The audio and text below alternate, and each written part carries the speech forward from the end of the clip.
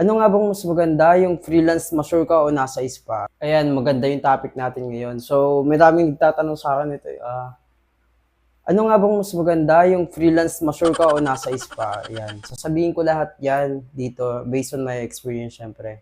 At sasabihin ko sa inyo yung kung gaano kalaki ang kinikita ko bilang isang freelance mature yan. Sasabihin ko din yung rason kung bakit dapat ka na mag-freelance. Yan. So, unang-una titingnan mo, kapag nasa spa ka, yan. Kasi sa akin dati, libre bahay. Yan nga, wala kang babayar sa yung renta, tubig, kuryente, tapos bigas. Hindi kasama yung pagkain doon kasi depende sa'yo. Tsaka, kapag nasa spa ka, bawal kang lumabas.